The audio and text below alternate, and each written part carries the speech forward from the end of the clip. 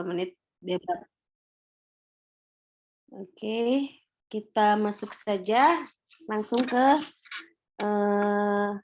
pembahasan. Sebentar.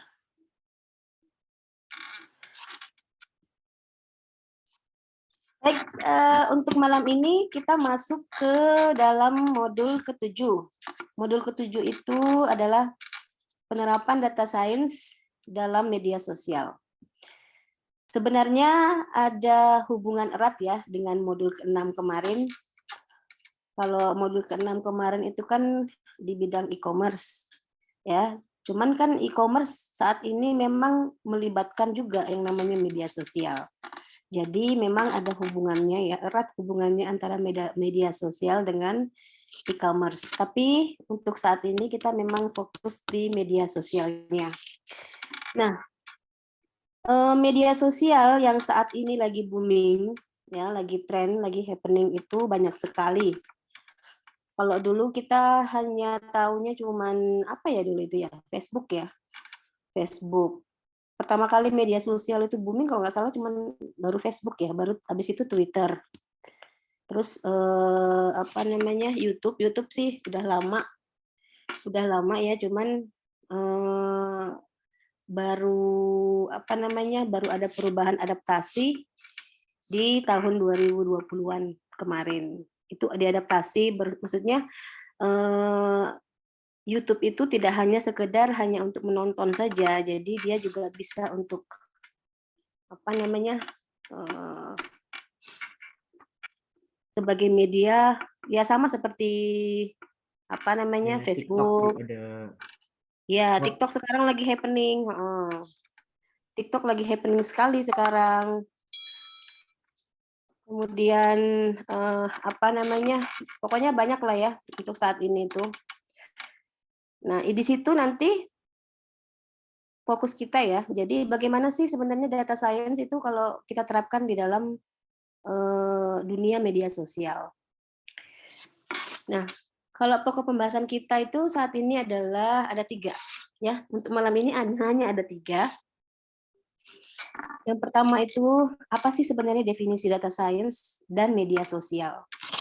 Kemudian yang kedua itu ada peran data science di dalam media sosial itu seperti apa.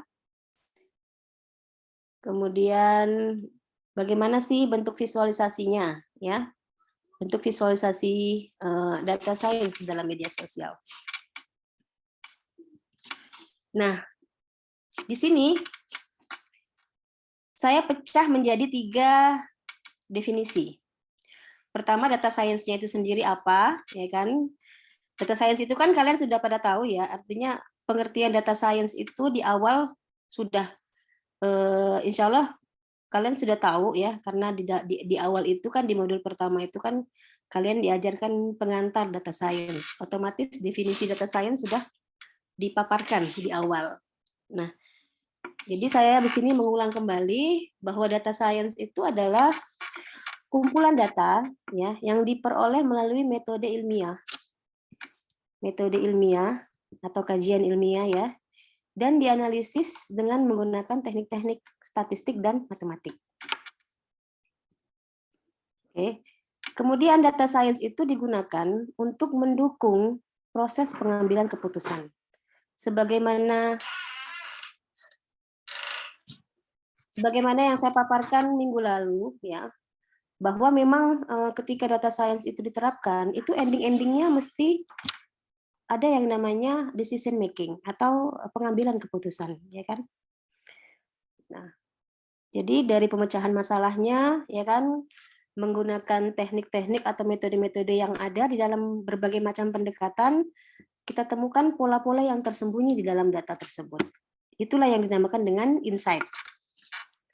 Ya, insight itu apa ya istilahnya ya? Ya ini, pola yang tersembunyi di dalam data. Jadi kita bisa melihat alurnya atau polanya itu seperti apa. Nah, disitulah nanti kita akan apa namanya akan bisa melakukan prediksi, estimasi, ya kan, atau mengukur pengelompokannya, ya kan.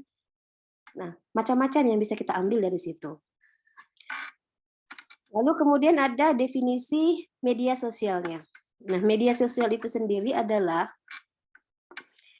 platform daring yang digunakan untuk berinteraksi, berbagi informasi, dan membangun jejaring sosial dengan orang lain.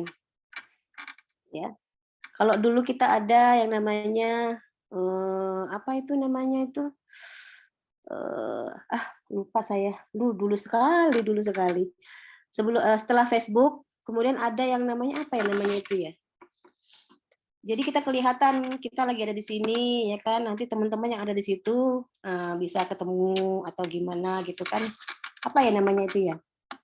Aplikasi apa ya namanya itu ya? Lupa saya. Ya itulah, itu yang lama ya, yang lama sekali, yang zaman-zaman dulu. Apa ya namanya itu ya? Anak saya tahu sih. Saya aja yang lupa. Nah, media sosial ini meliputi berbagai jenis platform seperti jejaring sosial, blog ya. Biasanya blog itu dimasukkan ke dalam YouTube ya, YouTube channel. Kemudian forum diskusi dan platform berbagi konten seperti video dan foto. Data science dalam media sosial. Nah, definisi berikutnya adalah data science di dalam media sosial. Jadi setelah kita tahu data science itu apa, media sosial itu apa, nah sekarang kita perlu tahu nih, apa sih pengertian data science di dalam media sosial? Nah, pengertiannya adalah kumpulan data yang diperoleh dari berbagai platform media sosial, lalu kemudian kita analisis dengan menggunakan teknik-teknik pendukung. Ya, nah biasanya kenapa di sini ditulis teknik-teknik statistik dan matematika? Karena core daripada data science itu sendiri ya, core-nya itu adalah statistik dan ilmu matematika. Jadi basicnya tuh kalian memang harus tahu statistik dan ilmu matematika. Itu. Jadi itu core yang ada di dalam data science ya. Data science dalam media sosial digunakan untuk mendukung pengambilan keputusan. Nah, ini ending-endingnya kan, ending-endingnya seperti itu, decision making. Kemudian kita bisa memahami perilaku dan preferensi pengguna media sosial atau yang kita sering sebut dengan personalisasi ya. Jadi personalisasi itu memahami perilaku dan preferensi pengguna sosial serta menemukan pola dan tren di dalam perilaku pengguna media sosial.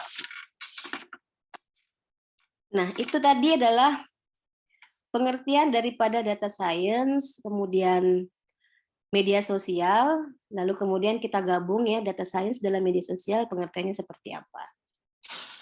Oke. Ada yang mau bertanya? Tidak, Bu. Ada, Bu. Oh, belum ada. Oke, saya lanjut ya.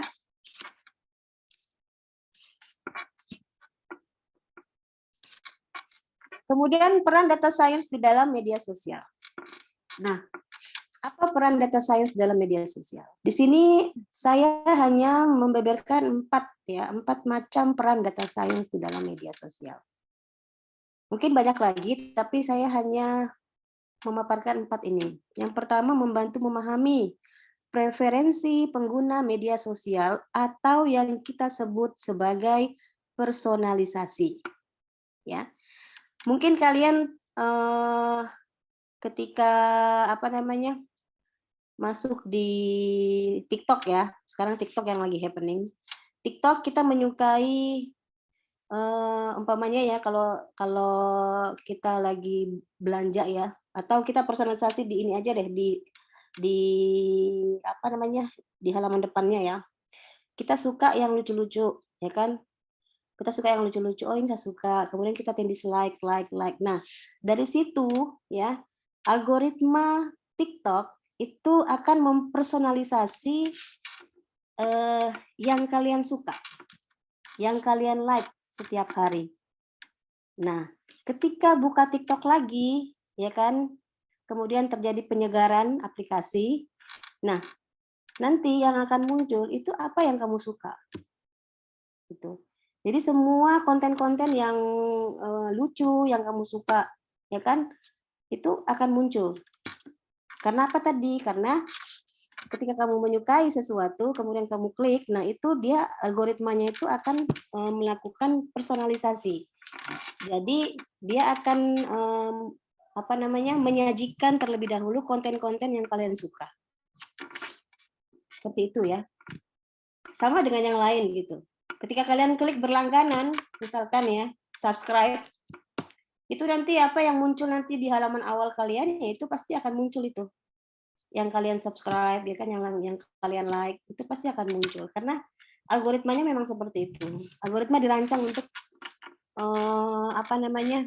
menampilkan personalisasi usernya ya, penggunanya. Yang kedua adalah mendukung pengambilan keputusan bisnis. Nah, kenapa saat ini TikTok lagi istilahnya bakar-bakar uang?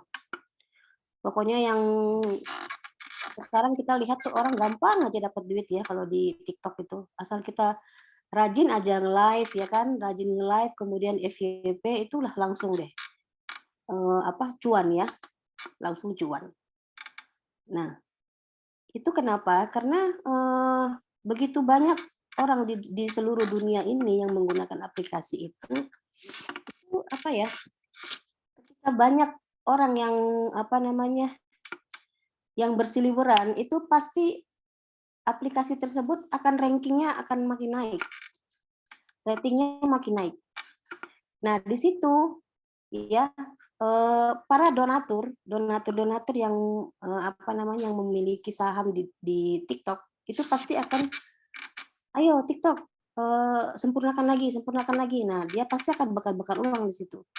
Nah dari situ nanti dia akan imbasnya itu kepada usernya. Jadi TikTok hanya mengambil sedikit daripada mungkin kalau kita membeli sesuatu di TikTok ya kan, itu nanti kan ada biaya apanya gitu kan, kemudian dengan iming-iming diskon sekian persen ya kan, dengan iming-iming seperti itu, padahal dia ngambil 1.000 saja dari kalian, itu dari berbagai belahan dunia, 1.000 dikali dengan berapa ratus juta orang ya kan, itu sudah cuan. Jadi itu core-nya bisnisnya core bisnisnya lebih tinggi gitu loh. Lebih tinggi pengambilan keputusannya di situ. Jadi kenapa peran data science itu memang dalam media sosial adalah salah satunya adalah mendukung pengambilan keputusan bisnis. Nah, yang ketiga adalah membantu memahami tren dan pola perilaku pengguna. Kalau di sini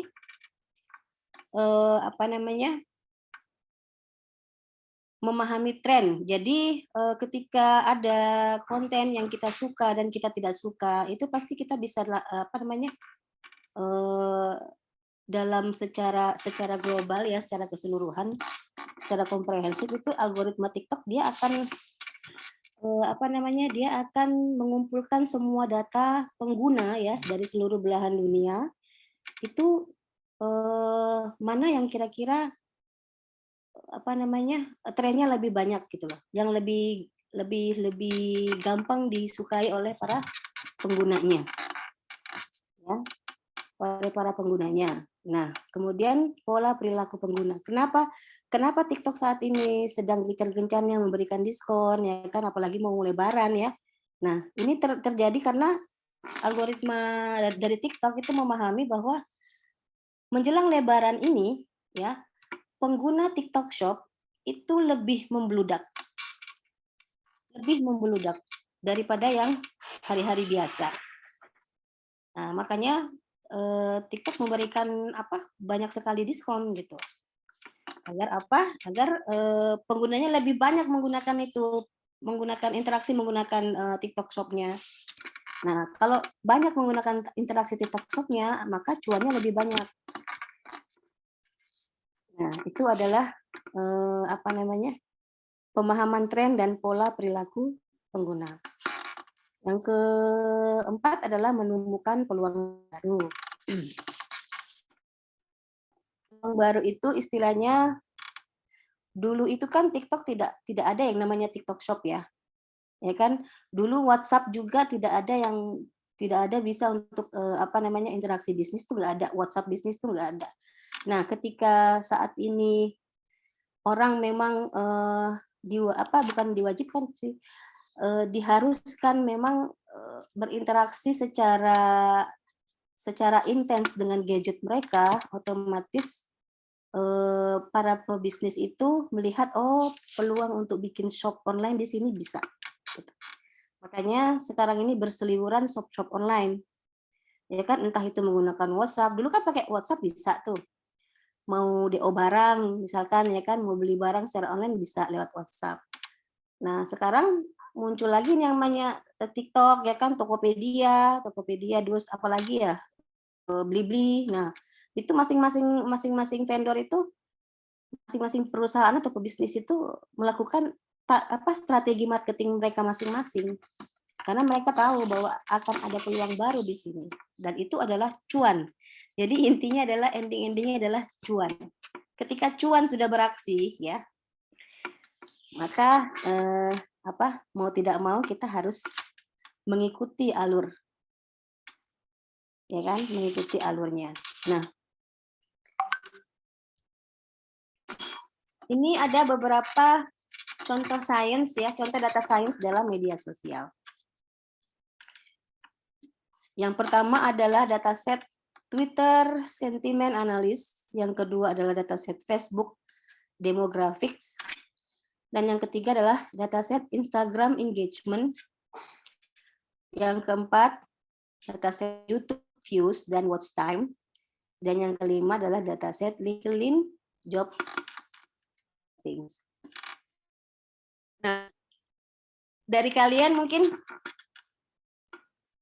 ada yang sudah paham tentang 1 dari 5 contoh data science ini? Sudah pernah pakai yang sentiment analysis Twitter, Bu. Oke. Pakai apa? Pas itu pakai Metodenya apa? pakai collab, Bu. Pakai collab. Jenengan Iya. jenengan lagi. Anda di prodi mana? Sistem informasi, Bu. Oh, SI. Oke. Nah, sekarang sudah semester berapa? Untuk sekarang sih semester 6, Bu. Semester 6. Terus kamu pakai Twitter Sentiment Analysis, kodenya itu langsung kamu olah di collab ya? Iya, langsung dari collab-nya, Bu. Jadi ntar pas scrap-nya lama banget nunggunya. Iya. Terus yang lain? Ada yang sudah pakai salah satu dari contoh dataset ini? Contoh data science dalam media sosial yang kelima ini, ada nggak? Selain Mas, tadi siapa namanya? Mas Kiara ya? Ya, Gus Rahmat, Bu. Mas Kiagus, maaf. Oke, Mas Kiagus. Selain Mas Kiagus, mungkin ada yang lain yang mungkin, saya sudah pernah nih Bu, ngutak-ngatik ini Instagram engagement, YouTube views, atau apa gitu. Sudah pernah bikin ininya Bu, sudah pernah bikin metodenya seperti apa gitu, model metodenya seperti apa gitu. Mungkin ada? Bu izin Nggak ada ya? bertanya, Ya, monggo, Mas Renaldi. kalau dataset YouTube views and watch time itu masuk ke YouTube Studio nggak sih? Gimana? YouTube Studio? Iya. YouTube Studio. Ini Mas, contoh contoh pemodelan data science. Pemodelan data science, jadi datasetnya itu diambil dari YouTube views dan watch time. Jadi dia nanti ini modelnya itu nanti dia akan memperkirakan atau akan mempersonalisasi pengguna-pengguna daripada penonton YouTube, penonton YouTube, kemudian dilihat dari jumlah views-nya, ya kan, kemudian dilihat juga dari waktu dia waktu dia menonton YouTube-nya. Jadi nanti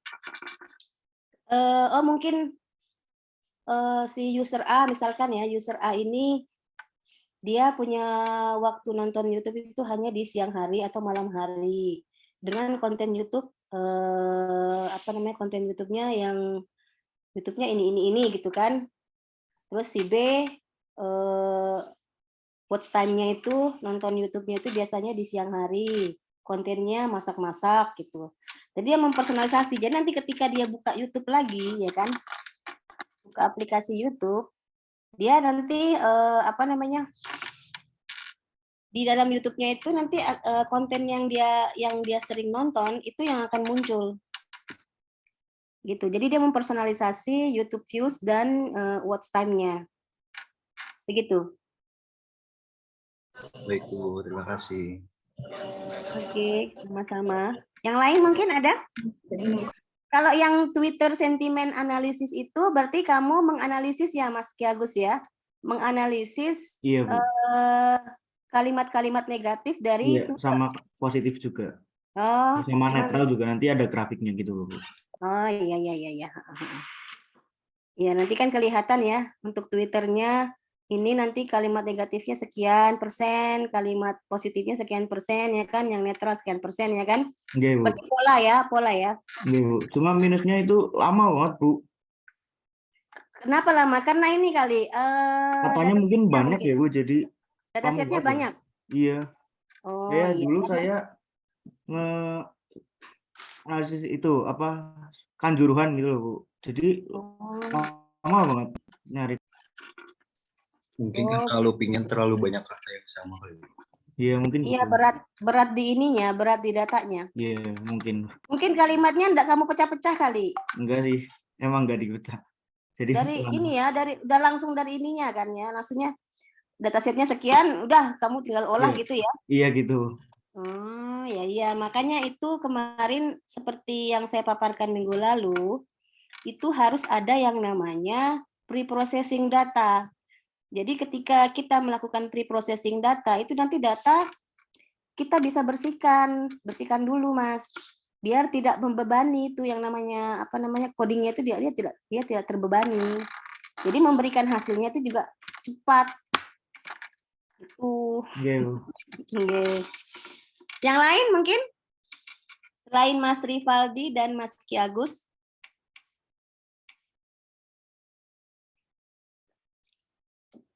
Mungkin yang nomor 2 ini dataset Facebook Demographics ini ya Mbak Nida mau bertanya? Mau bertanya enggak ya? Oke.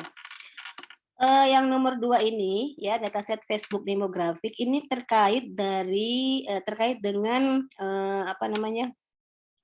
pola pengguna daripada Facebook, tapi sifatnya itu dia di mana aja. Jadi Facebook Demographic ini dia akan memunculkan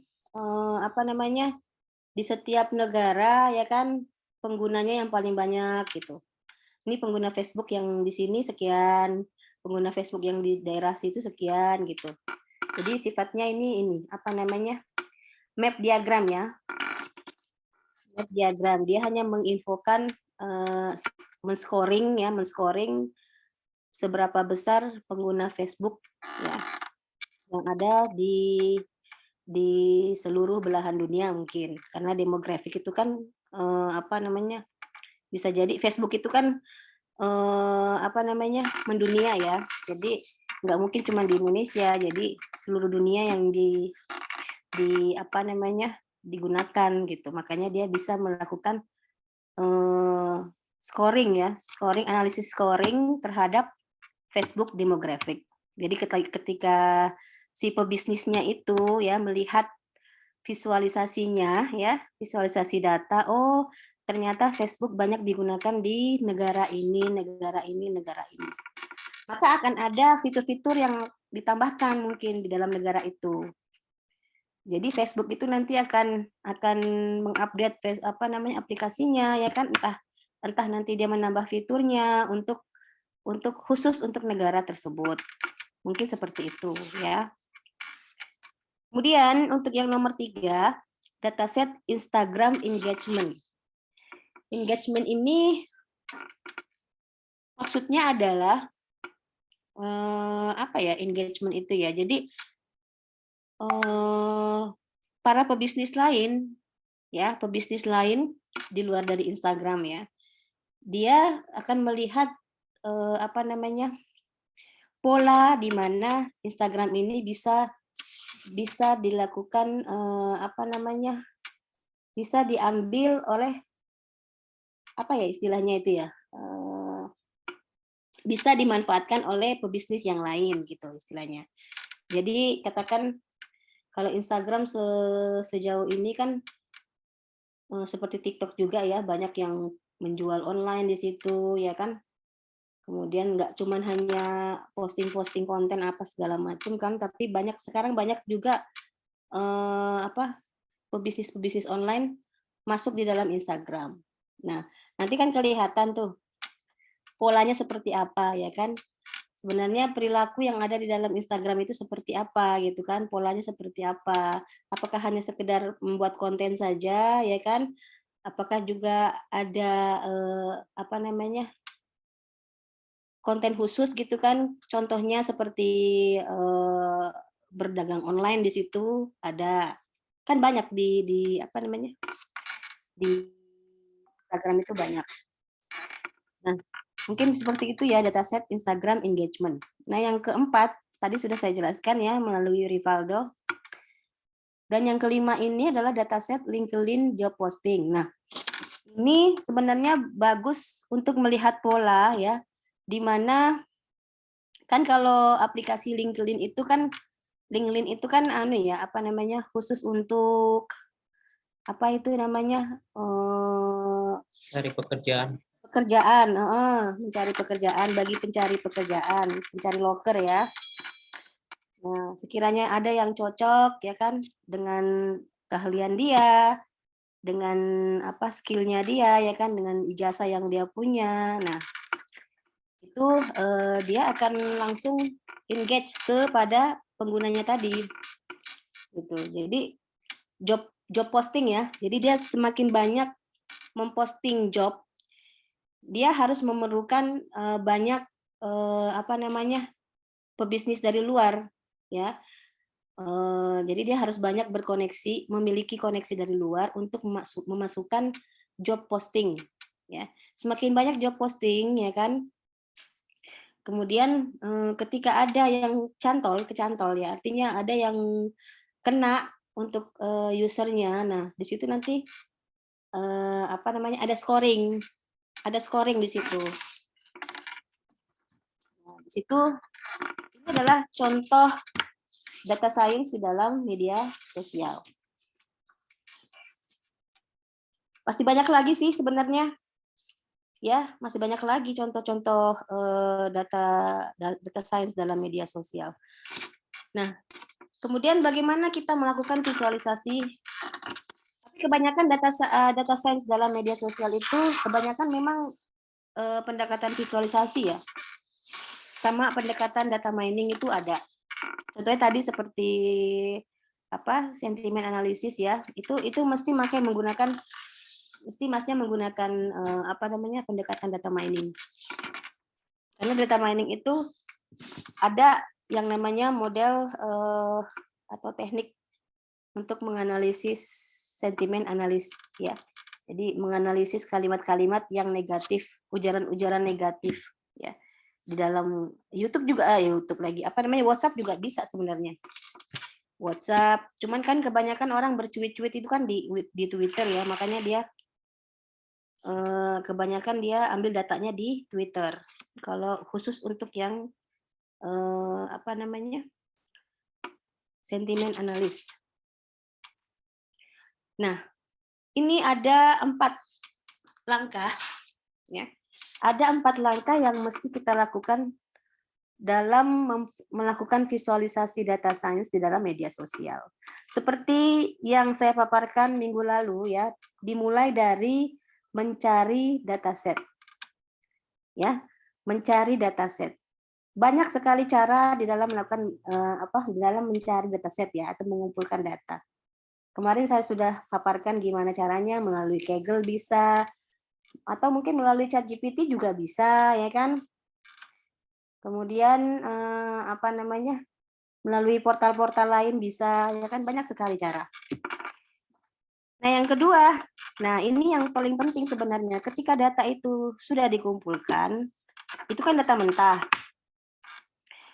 Ketika akan dilakukan, akan dimasukkan ke dalam apa namanya aplikasi ya atau software ya, software yang akan melakukan pengolahan visualisasi itu tidak serta-merta semua dataset yang ada yang sudah kita kumpul itu dapat diolah. Kalau terjadi error, nah berarti datanya kalian itu harus dibersihkan dulu. Mesti ada kesalahan di dalam penginputan atau penguploadan data ke dalam software yang apa namanya, yang kalian mau pakai, gitu, ya. Nah yang ketiga, masukkan ke dalam tool yang Anda inginkan, ya kan? Toolnya terserah Anda. Nah, ini nanti berguna bagi kalian pada saat proyek akhir. Ya, proyek akhir nanti kan kalau nggak salah itu nanti setiap mentor akan dibagi waktu untuk membriefing mentinya ya, membriefing kalian mahasiswa-mahasiswa di bawah bimbingannya untuk apa namanya? Melakukan atau apa yang sekiranya tugas akhir yang diberikan oleh para masing-masing mentor. Nah, ini nanti keempat langkah ini mesti kalian lakukan. Ya. Yang pertama kalian mulai cari data dulu, yang kedua jangan input data langsung ke dalam tool-nya, ya, jangan kalian loncat ini yang nomor 2, langsung ke nomor 3. Itu mesti ada error dalamnya. Mesti ada error dalamnya. Kemudian yang keempat, visualisasikan data Anda ke dalam bentuk chart atau, nah ini khusus untuk visualisasi data science ya. Baik, kalau gitu kita contohkan. Kita contohkan saja ya. Kita ambil data dari Kaggle misalkan.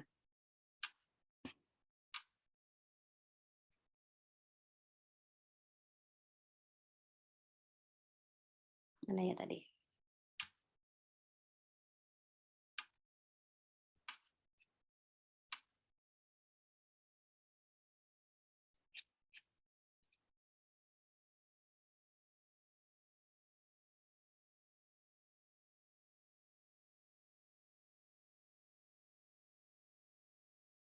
Oke, kita ambil data dari Kaggle. Contoh di sini. Nih ya. Nah ini, kita masuk ke Kaggle dulu deh. Langsung ke datasetnya.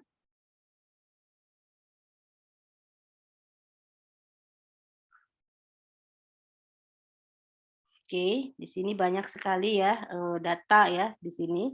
Nah, kita mau fokus ke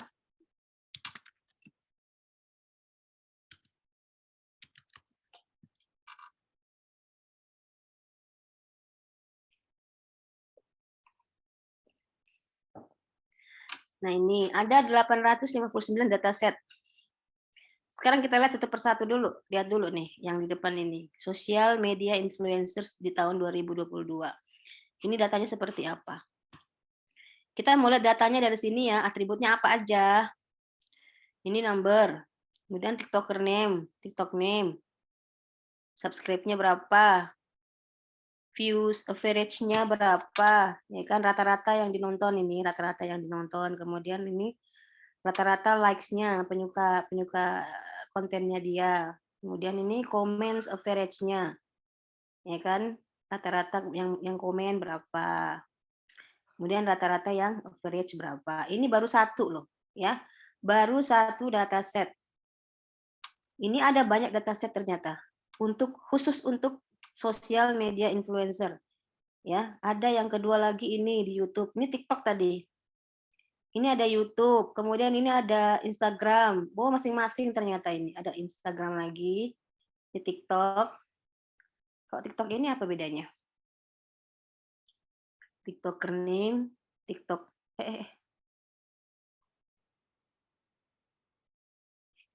Sorry. Tadi yang bedanya tadi mana ya ini?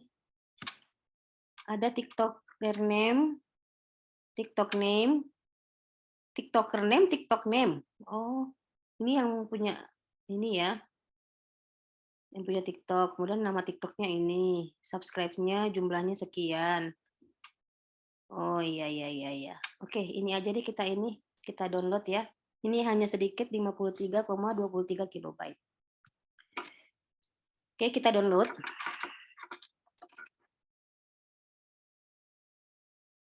Nah, ini sudah masuk. Kemudian kita masuk ke Google Looker ya, Looker Studio. Coba kita cek dulu, apakah dia mau terupload di sini? Kalau tidak, berarti kita harus melakukan pre-processing dulu terhadap datanya. Kita ambil yang blank.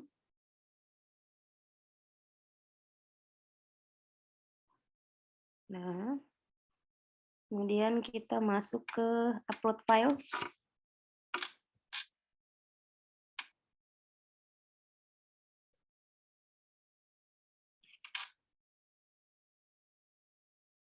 Ini ya.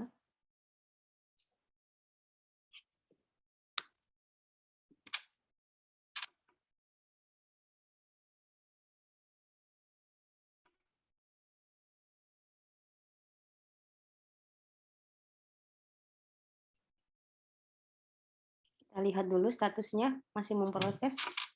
Oke, kalau sudah hijau berarti tidak terjadi error dalam data, ya, berarti datanya sudah bersih, ya. Kita bisa langsung tambahkan.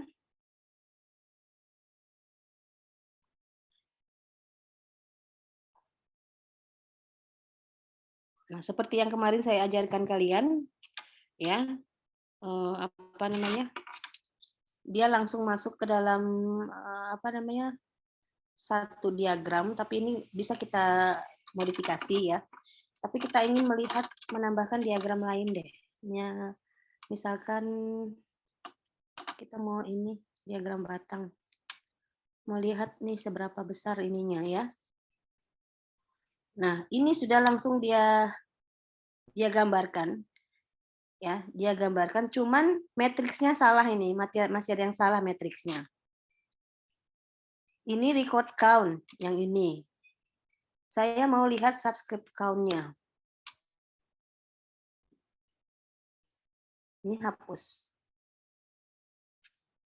Wah, ternyata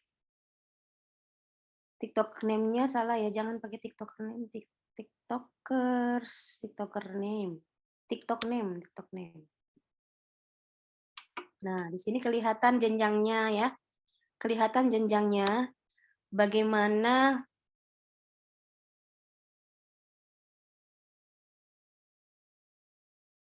ini apa ini? Lihat perincian. Max Taylor, ini TikTok.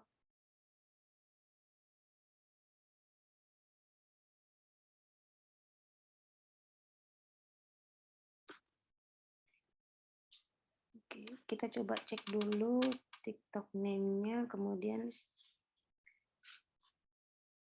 views-nya.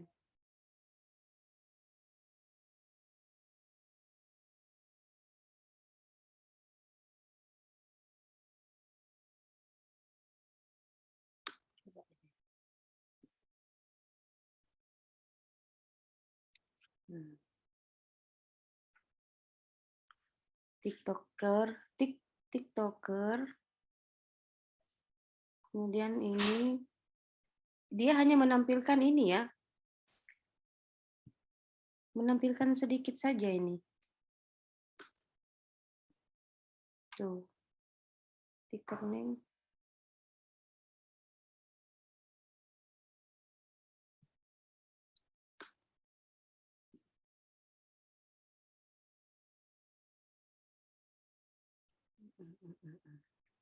Ini subscribe count-nya.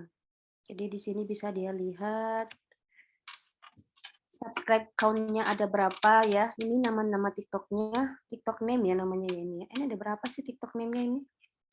Coba kita cek dulu.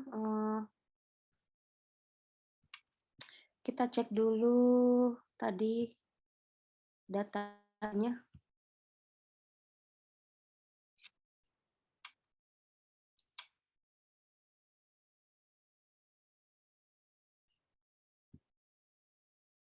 pakai bracket.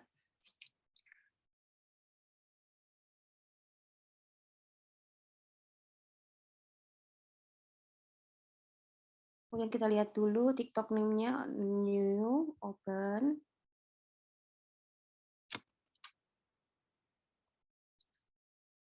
Download. Nah, ini ada di berapa orang TikTok-nya? Banyak loh ternyata. Ada 1001 TikTok. Ya, 1001 TikTok. Kalau di sini kalian nggak bisa lihat ini modelnya kayak gimana ya kan? Kalau di table Excel ya, ini pasti akan pusing kalian lihatnya. Nah, saya sarankan untuk buka di dalam, kalau kalian punya notepad ya. Tapi kalau yang versi Mac, saya sarankan pakai bracket. Ya, ini aplikasi untuk seperti notepad, dia khusus untuk source code ya. Ini kelihatan. Oh, oke. Jadi ada banyak ini yang tidak di ini. Jadi karakter-karakter seperti ini itu tidak terdeteksi di dalam ini namanya. Ya. Namanya ini hanya sedikit loh ternyata. Subscribe count. Oke, coba kita ganti TikTokers name. Nah,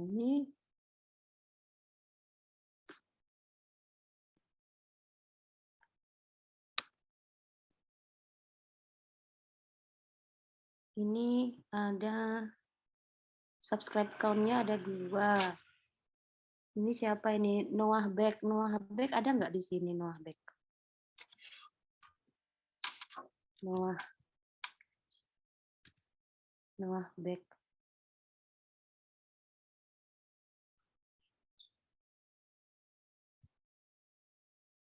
Ini mana tadi tuh? Noah Beck. Oh, ini dia. Noah Beck ada. Kemudian ini apa? Ini Noah Beck, ini Terry Reloaded. Terus ini Soan Viandelpihi, ada berapa ini ya? Subscribe count-nya hanya ada 1 semua ini.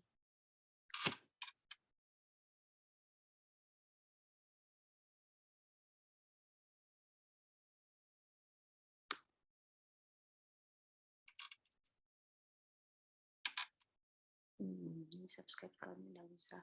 Kita ganti views average. Ini average-nya cuma 2, 1, 1, 1. Kalau di sini ada berapa views-nya? Oh, ini rata-ratanya. Oke. Ini dia hitung 1, 2, 1, 2 ya kan? Makanya di sini dia ininya views average-nya 2. Ini 2, ini 1, ini 1. Padahal ini 1 koma gitu. Dia hanya apa namanya? Tidak menyesuaikan ininya. Coba kita ganti diagramnya.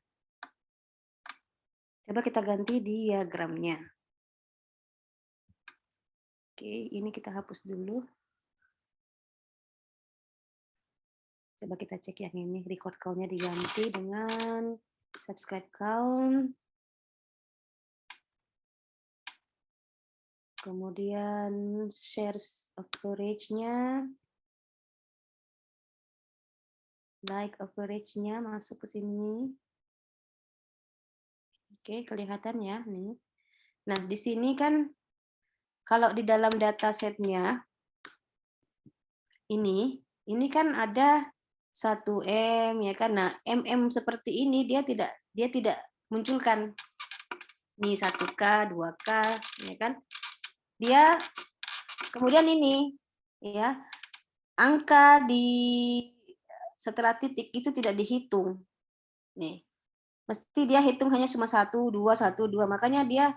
Makanya pada saat dimasukkan ke sini dia stagnannya di 2, 1, 1, 1 gitu. Tuh, ya kan? Dan dia mendeteksi di sini hanya ada 987, berarti sisanya itu tidak masuk. Kenapa? Karena ada karakter-karakter seperti ini. Ini harus dihilangkan sebenarnya nih. Ini tidak dibaca. Jadi satu rekod yang ada karakter-karakter seperti ini tidak dibaca. Nih. Ya. Kalau kalian buka ini di dalam Excel, pasti tidak bisa terdeteksi, ya kan? Makanya saya sarankan buka di Notepad. Kalau enggak, kalau versi bracket itu versi Windows-nya ada.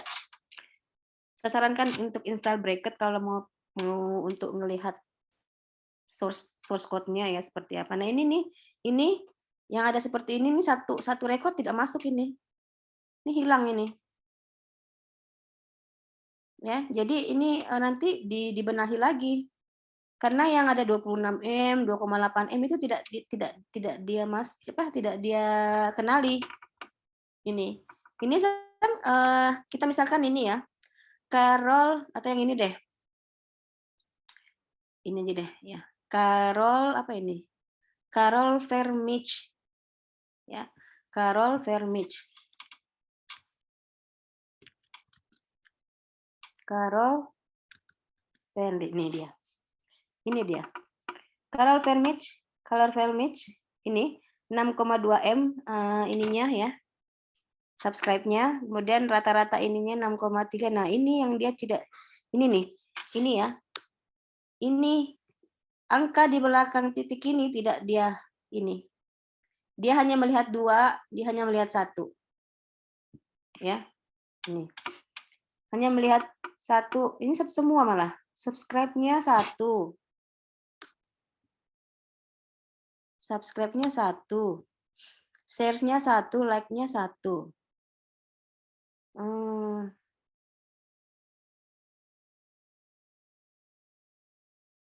Urutkan coba kalau kita sini, masukin sini ya. Ya di sini berarti salah tempat kita, Say. Masuknya di sini, Mbak.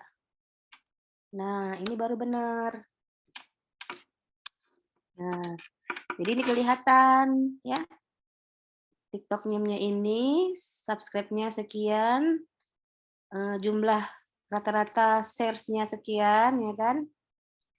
Like-nya sekian. Nah, berarti cocok sama ini nih.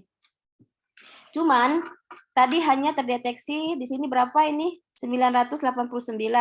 Padahal di sini datanya ada 1000 lebih. 1001. Berarti yang ada karakter-karakter seperti ini memang harus dihilangkan. Dia tidak membaca ini, ya. Dia tidak membaca ini. Oke. Jadi disinilah letak di mana kita harus melakukan pre-processing terhadap data kita. Ya. Oke, nah kemudian kita tambahkan diagram. Kita mau lihat ini apa ini. Kalau mau lihat tabel yang seperti ini, dia langsung berudik ke sini ya. Ini record count-nya hilangkan aja. Kalau kita mau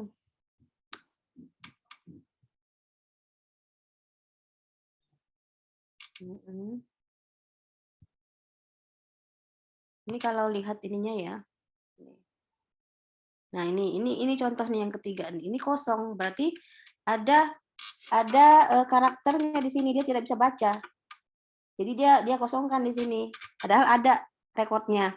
Cuman karena dia pakai TikTok name-nya itu pakai apa namanya karakter-karakter, makanya dia tidak terbaca, ya. Tapi dia bisa membaca subscribe-nya. Kemudian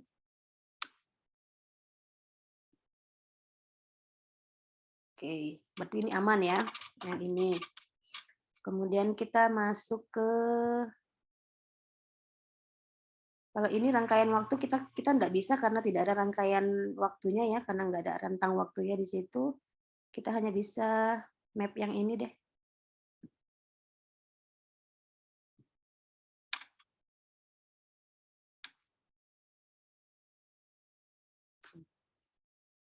Kita lihat di sini. Ini TikTok name. Berdasarkan subscribe-nya coba. Oh, enggak mau. Berarti enggak mau ya. Metrik opsional.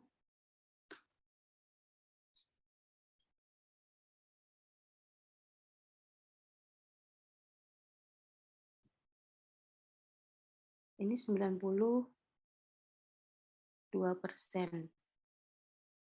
Ini kok kecil sekali ininya ya.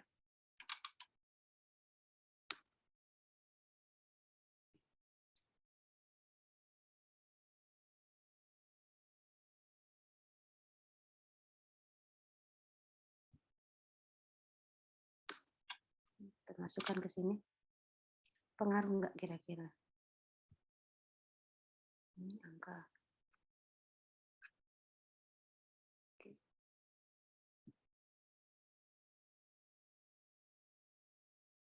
Kemudian TikTok name-nya, TikToker name-nya coba deh pakai TikTok name-nya.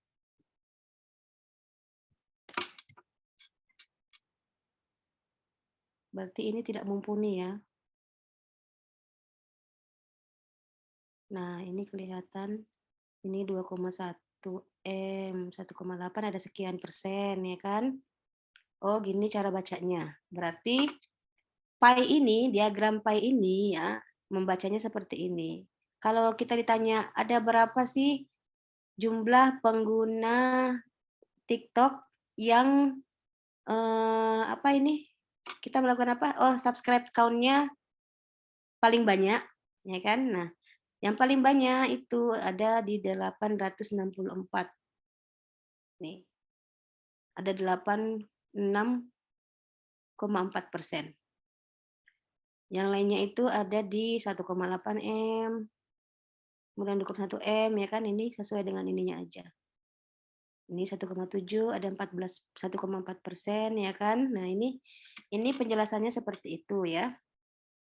Kalau mau melihat hubungan grafik pi ini dengan metriknya. Oke, ini tadi subscribe count. Coba kalau kita lihat likes-nya.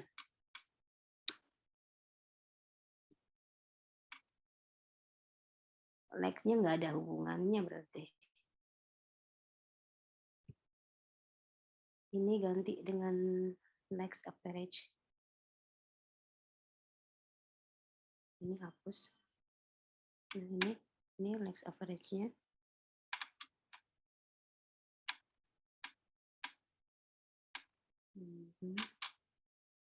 Kalau diganti dengan subscribe count-nya, makin kecil ya dia. Coba lihat, nggak ada ininya ya. Subscribe count-nya.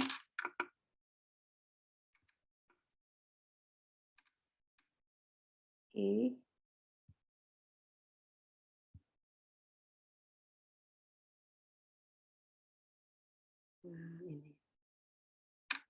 Ini. Oke, ada yang mau ditanyakan nggak? Ada yang mau ditanyakan nggak? Bu, saya mau bertanya, Bu. Monggo, silakan. Tapi agak berbeda ya, Bu ya. Ya. Kan ada yang disebut dengan data dummy. Data dummy itu kan data yang bukan sebenarnya ya, Bu ya. Ya. Apakah data dummy itu bisa digunakan untuk penelitian, Bu? Kalau penelitian tergantung kasusnya dulu, Mbak. Kalau kasusnya memang umpamanya ya, kamu penelitiannya itu implementasi bla bla bla bla di perusahaan XYZ. Nah, jadi datanya itu tidak boleh dummy. Jadi datanya memang harus ada di data perusahaan XYZ itu. Kecuali kalau judul penelitian kamu itu lebih menyeluruh ya istilahnya ya. Jadi nggak mengambil satu objek ya. Bisa pakai data dummy. Tergantung dari judul penelitian kamu aja, Mbak Diana. Judul penelitianmu apa? Enggak, Bu. Apa namanya? Lagi nyari-nyari gitu, Bu. Lagi ngira-ngira gitu. Kalau yang membedakan data dummy sama bukan data dummy itu gimana sih, Bu? Data dummy itu ya, data dummy itu kita bisa ambil, kita hanya bisa mencontohkan aja. Jadi kita misalkan ya, kalau kita pakai ChatGPT, misalkan saya kemarin ya, kita tolong dong buatkan saya contoh dataset ya, contoh dataset. Jadi clue-nya itu contoh dataset ya, dengan atribut ini. Nah, nanti dia akan memunculkan itu, tapi itu hanya comot-comotan aja gitu loh istilahnya. Jadi dia hanya menampilkan Ria sekian bla bla bla bla gitu. Contoh data dummy seperti ini ya, Mbak. Sebentar ya, saya contohkan ya.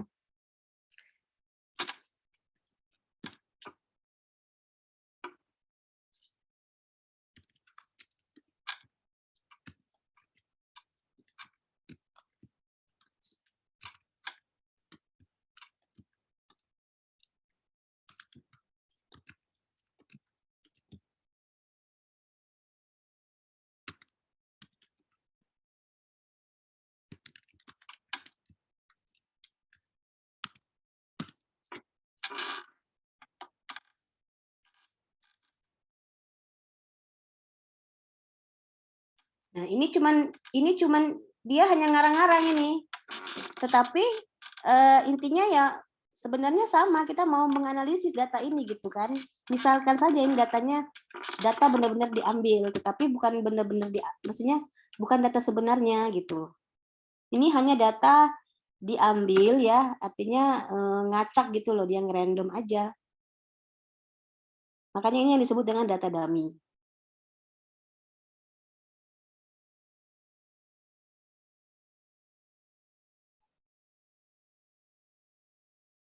Tuh, kolom-kolom di atas mewakili ya, mewakili. Nah, dataset ini hanyalah contoh ya, dan bisa disesuaikan dengan, jadi kolom-kolomnya nanti kalian bisa ubah ini, sesuaikan dengan apa namanya, kebutuhan kalian, kebutuhan penelitian kalian. Ini yang dinamakan dengan contoh data dummy. Gitu ya, Mbak. Baik, Bu. Terima kasih, Bu. Ada pertanyaan lain? Ada pertanyaan lain?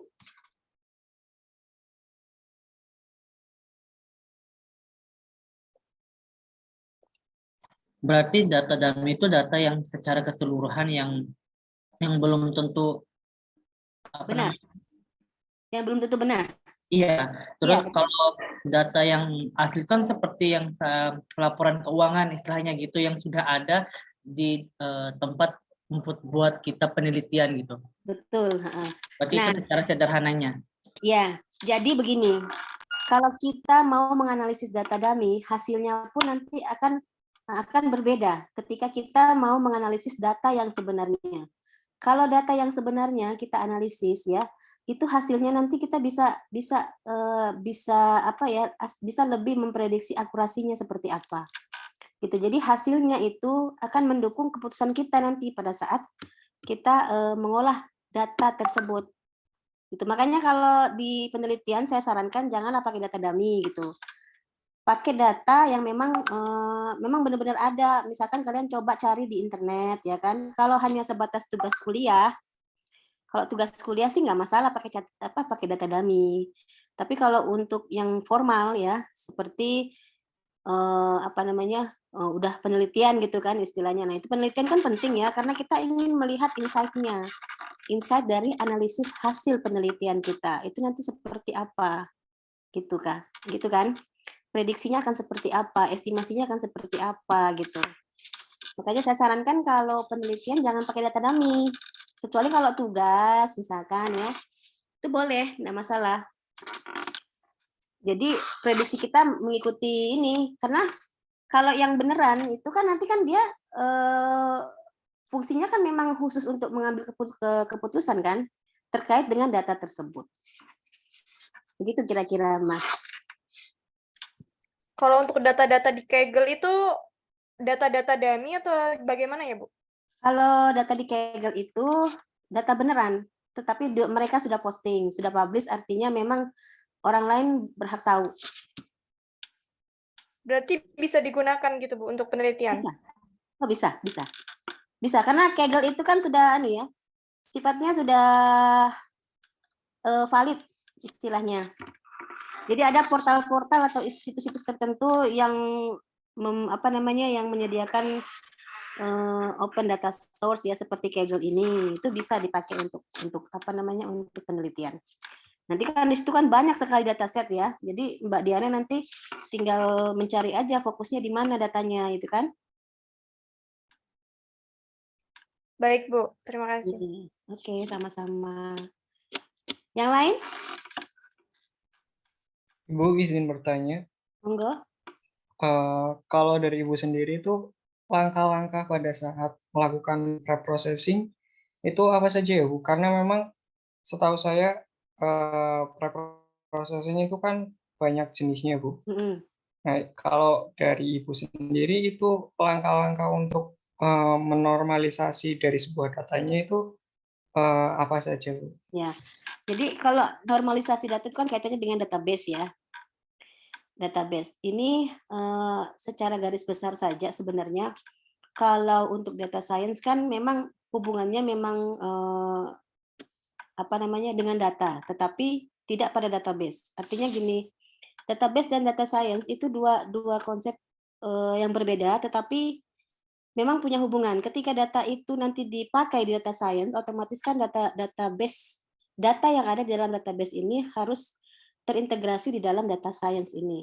Nah, tapi setiap data itu masing-masing beda format, Mas. Ada yang formatnya JSON, ya kan? Nah, nanti bagaimana integrasinya di sini? Apakah diterima, ya kan? Nah, itu perlu yang namanya pre-processing. Jadi data itu dinormalkan lagi, artinya disetting menyesuaikan dengan format yang ada di data science yang kamu mau pakai ini, gitu loh istilahnya. Begitu. Jadi data itu kan banyak sekali ininya yang ada dalam database ada ya kan. Database kan memang tugasnya itu kan menormalisasi data ya kan sampai tidak ada yang namanya redundansi ya kan. Nah, jadi ketika datanya sudah bersih ya kan, nah nanti data itu bisa diintegrasikan, istilahnya kan seperti itu. Nah, jadi kalau dari saya ya seperti tunggu sebentar ya, saya bukakan dulu ininya.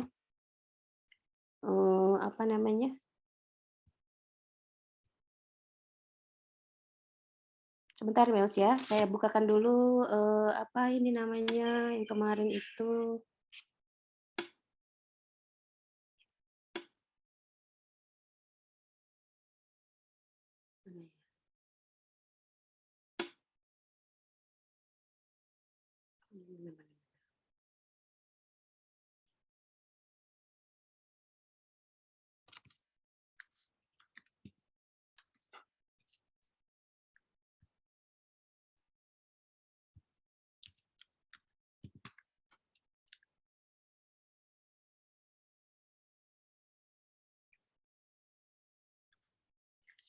Bentar ya, ini sedikit terdistrak sedikit ini karena lama, datanya banyak.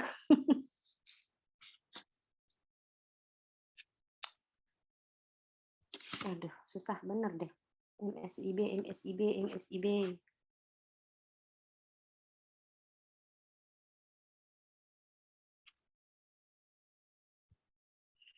Nah, ini contoh.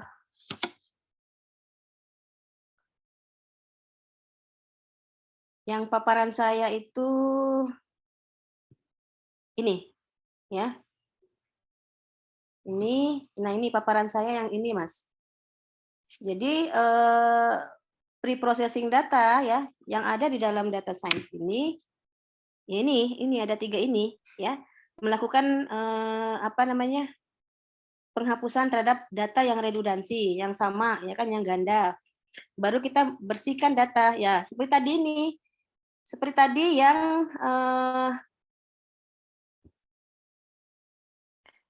tadi yang di sini tadi data yang ini seperti ini kan dia tidak dikenali ini. Ini harus dihapus ini kalau mau dibaca di dalam aplikasi kita ya. Nah ini contoh-contoh karakter yang tidak dikenali oleh aplikasi kita. Ini contoh pembersihan dataset dari variabel yang tidak diperlukan. Kemudian ini formatting data. Nah, formatting data. Ketika data kamu ini bukan sesuai dengan yang tadi ya, kan di dalam sebentar, di dalam apa itu namanya? Di dalam ini kan pada saat kita masuk ke dalam Looker Studio ya.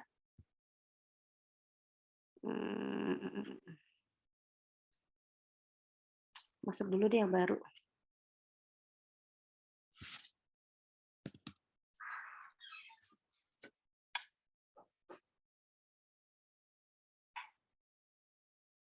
Nah, ini kita ngelihat dulu nih, dia butuh data yang seperti apa. Nah, di sini ini kan dia hanya minta file yang CSV. Jadi file-file yang lain ya, misal file Excel itu tidak bisa masuk ke sini, mesti ditolak. Mesti ditolak.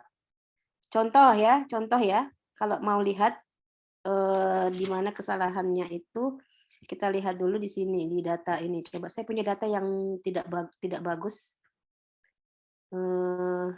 Mana ya kemarin itu ya? Contoh data, coba yang ini deh.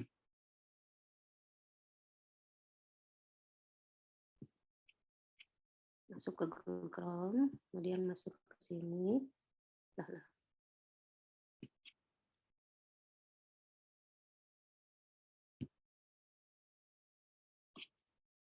Ini. Kita ambil yang ini ya. Nah, nanti kalau dia masih belum bisa terupload, berarti itu ada kesalahan dalam datanya.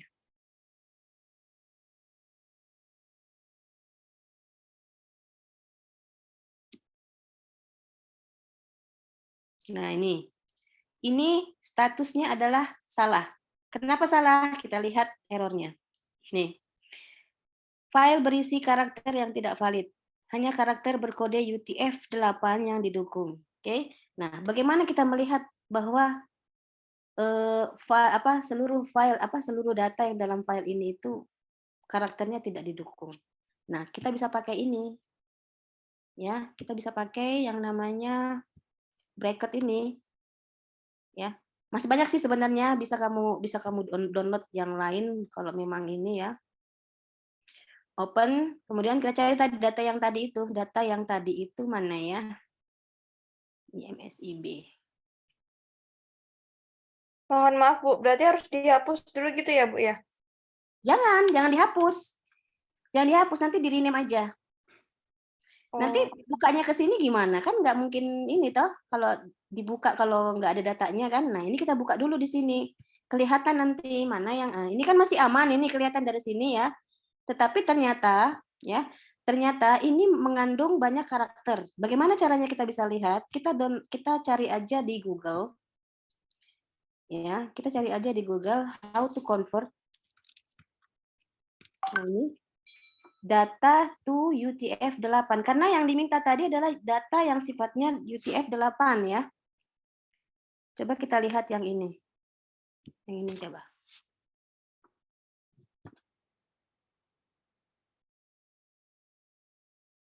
Jadi kalau datanya salah, otomatis nah ini yang sudah saya kemarin ini kita hapus dulu. Kalau mau dilihat kita import from file atau kita copy aja dari sini ya, Ctrl A, kemudian Ctrl C, kemudian kita masukkan ke sini. Nah, di sini kan kelihatan itu mana itu tadi? Oh, enggak ada.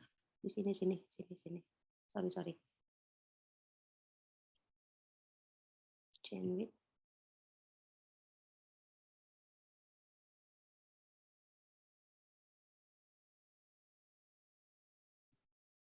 Kode. Saya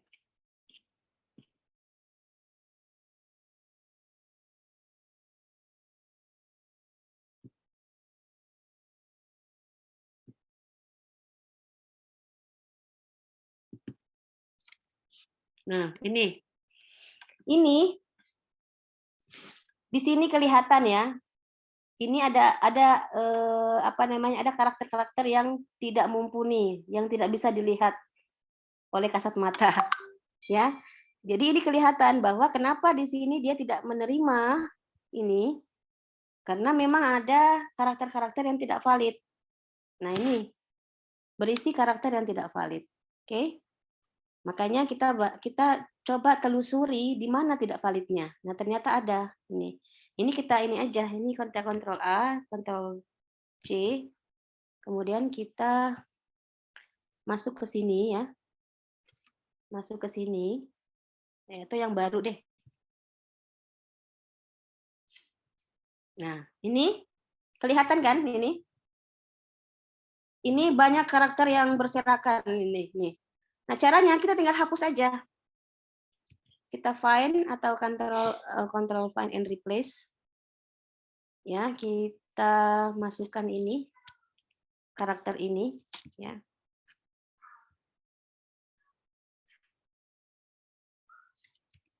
Nah, ini banyak sekali ini. Kita replace dengan nothing ya. Replace dengan nothing. Nah, spasi saja. Replace. Nah, ini sudah langsung replace all aja. Nah, ini sudah bersih kan? Sudah bersih kan? Udah nggak ada lagi kan? Nah, sekarang yang seperti ini mesti ada ini yang ada spasi kosong. Itu juga harus dirapikan istilahnya ya. Ada spasi kosong,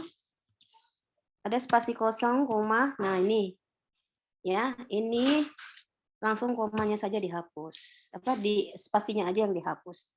Replace ya kan? Nah, ini sudah hilang berarti replace all. Nah, ini masih ada nih.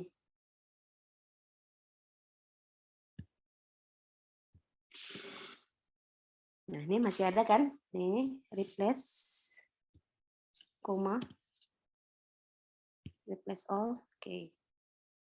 Terus ini yang masih ada spasi-spasinya, kita find dulu and replace. Masih ada spasi. Nah, tuh. Tapi yang seperti ini sudah nggak begitu ini ya, nggak begitu apa, tidak ada lagi karakter yang lain gitu loh. Jadi kalau cuma spasi sih nggak begitu ini ya. Berarti ini kita sudah anggap data kita sudah bersih. Baru data ini kita save sebagai data yang baru, save as. Ya. Misalkan kita mau taruh di sini data baru. Ya. Jangan lupa titik CSV. Ya, karena ini format yang diminta oleh Looker Data Studio. Oke. Nah, sekarang kita buka nih di Looker Data Studio. Ini tadi salah kan? Kita hapus.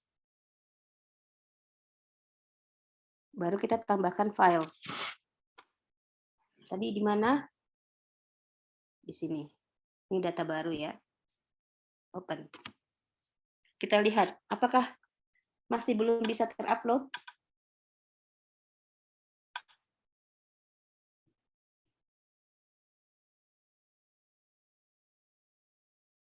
Nah, sudah bisa terupload berarti insya Allah data sudah bersih dan bisa digunakan.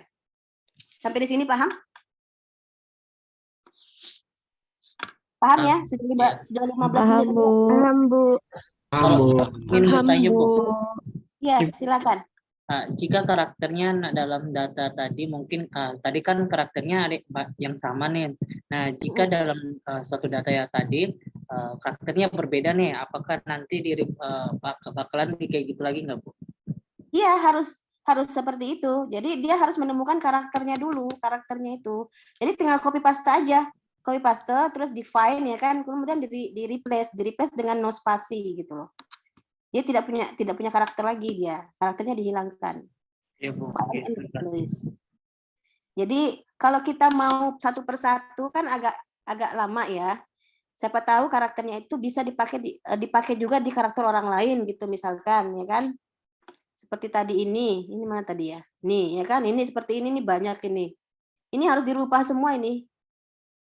Nih, hanya saja kenapa dia bisa terupload? Karena lebih banyak data yang tidak berkarakter dibanding yang berkarakter gitu. Jadi makanya dia ada datanya itu kosong ya kan, ada kosong seperti tadi tuh kita lihat tadi di mana tadi di lookernya tadi ya, ini sudah kita hapus sih sebenarnya. Tadi itu datanya kosong, dia merefer satu record yang ada karakter dalam datanya itu, tapi datanya itu tidak bisa dibaca, makanya kosong. Begitu. Jadi ya makanya tadi jumlahnya berkurang karena ada Iya. sebagian data yang memiliki karakter. Ya paham. Betul. Jadi itu nanti datanya nanti kalau memang mau ditampilkan semuanya harus dibersihkan dulu. Sampai di sini Nanti paham ya? Berarti dibersihkan nih Kak, karena kalau karakter yang berbeda-beda berarti kita bersihkan satu-satu atau gimana Ibu? Kalau datanya banyak, ya bagaimana caranya kita bisa membersihkan ini, membersihkan tinggal find and replace aja sih sebenarnya, copy, find gitu. Atau kita mau ini satu persatu juga bisa nih kayak gini nih ya, kayak gini bisa nih, hilangkan aja nih kayak gini-gini nih, ini kayak gini-gini nih hilangkan aja loh. Nah, ini kan komanya hilang. Terima kasih. Oke. Tapi kalau tadi kita lihat tadi di sini ya, kita lihat tadi di sini di convert ini kan banyak ya datanya ternyata. Nah, ini kan sama semua ini, ya kan? Sama semua karakternya. Jadi kita tinggal find kemudian hapus replace ya kan? Gitu. Gitu aja. Gimana yang lain paham? Ibu ada satu pertanyaan lagi Bu dari saya. Ya, monggo silakan. Itu kan tentang data yang kiranya karakternya itu nggak sesuai dengan UTF 8 ya Bu. Nah, kalau semisal ada persoalan bahwa di dataset tersebut ada baris yang kosong atau kolom yang kosong itu kan kita nggak bisa merename-nya atau menambahkan data yang dummy ya Bu. Itu bagaimana Bu kiranya? Apakah itu dihapus atau menggunakan kolom lain terus kita ambil dari awalan 3 huruf hafalan, tengah dan akhir atau bagaimana Bu?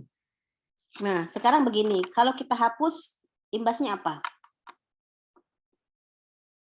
Berkurang ya Bu datanya atau bagaimana? Ya, jelas berkurang. Tapi kira-kira ini enggak akurasinya tetap dapat nggak? Artinya kalau data di atas daripada 50 itu insya Allah sudah aman. Ya, kalau cuma dihapus satu-satu, artinya nggak terlalu banyak, yang nggak terlalu signifikan ya kalau dihapus itu saya rasa lebih baik dihapus. Karena untuk mengurangi beban kita aja.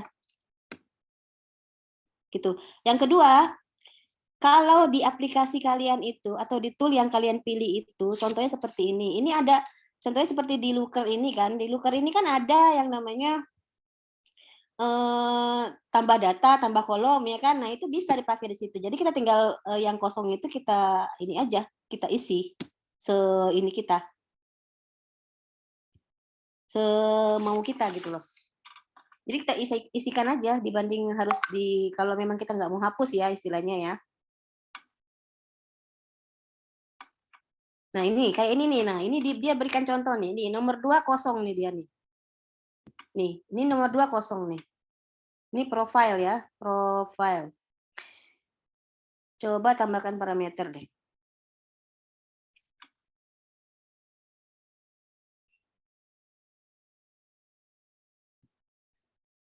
Ini di follower, oh nggak bisa di sini berarti. Di tadi mana sini profil ya? Di profil, oh dia nggak bisa nambahin dia. Nggak bisa nambahin, kecuali kalau kita pakai yang di sini itu, yang tadi itu Selena ya, mana tadi? Tadi itu data baru. Selena ya, ini nih. Ini kosong di sini. Tapi kok bisa kosong ya? Padahal di sini ada loh datanya. Di bawah Selena. Apa ya ini di bawah Selena? Oh, tidak dia. Tidak urut. Coba kita urutkan dulu. Coba kita urutkan dulu ya. record account-nya kita bikin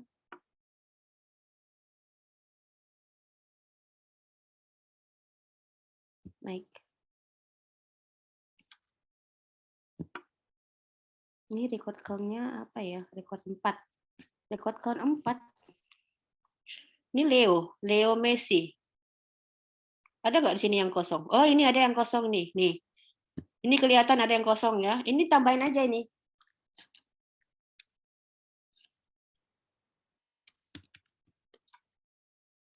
Ada lagi nggak yang kosong? Kita find dulu deh. Nah, ini. Ini ada yang kosong ya. Kalau kita pakai spasi 2, terus berarti dia ada spasi yang tidak diisi datanya. Ini tinggal nambahin aja. Itu ya. Kemudian kita kontrol F lagi. Cari lagi. Nah, ini masih ada nih. Ini masih banyak ternyata ya. Nah, ini diisi aja. Jadi kita hapus tadi data yang tadi. Nah, kita isi yang baru ini di save as lagi, kemudian kita isi lagi. Gitu. Ya. Ini terlihat data yang kosong. Jadi kalian cuman tinggal tinggal kalian pakai tanda koma 2 kali ya. Baru kalian isi apa di dalamnya. Karena di dalam tanda koma ini itu ada data di sini. Nah, ini data kosong di sini. Kan sayang tuh, ya kan? Kalau nggak diisi. Bagaimana? Kalau mau ya dihapus aja. Kalau memang tidak terlalu mengganggu elektabilitasnya si data ini gitu. Baik Ibu, terima kasih. Ya, sama-sama. Berarti boleh dihapus, dan kalau semisal ada data yang duplikat atau yang sama itu juga salah satu dihapus, Bu. Bisa. Kalau duplikat salah satu harus dihapus karena tidak mungkin bisa dua-duanya. Itu nanti akan mempengaruhi mempengaruhi tingkat efektivitas daripada visualisasi datanya. Nah, kalau menghapus di sini kan bisa nih find ya kan. Find kemudian cari di files apa gitu loh yang kira-kira ini. Tapi kalau yang seperti ini kan nggak bisa kelihatan ini mana yang sama ya kan? Ya nggak bisa kelihatan kan? Kecuali kita bawa di Excel mungkin, nah langsung di redundance data. Kalau di Excel, kalau di bracket nggak bisa ini, karena nggak bisa kelihatan ini kecuali kita periksa satu persatu, baru baru bisa kelihatan. Ya.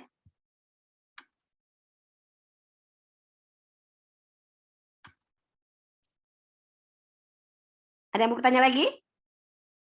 Nah, ini cari nih duplikat. Ada nggak duplikat di sini? Nah, ini ada duplikat nih. Ada nggak duplikat? Nggak ada di sini duplikat. Tuh. Cek ya. Ada duplikat nggak? Nggak ada. Berarti aman. Aman, Mas. Ada lagi? Baik, Bu. Terima kasih.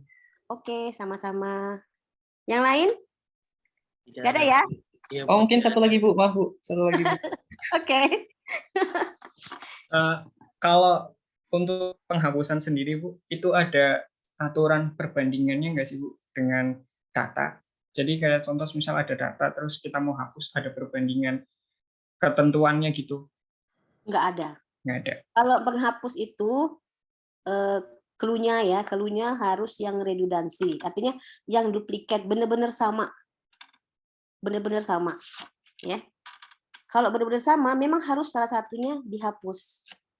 Karena selain membebani memori dalam ketika dia melakukan analisis, yang kedua nanti berpengaruh pada saat ketika data itu dianalisis gitu. Kok ini ada yang sama? Nah, bisa-bisa data yang sama itu tidak diakomodir oleh algoritmanya. Seperti itu. Jadi lebih baik dihilangkan salah satunya. Tidak ada kondisi, nggak ada kondisi harus seperti apa. Yang penting kondisinya ya jelas dua data yang sama. Salah satunya harus dihapus. Begitu. Baik, Ibu. Terima kasih. Oke. Cukup ya.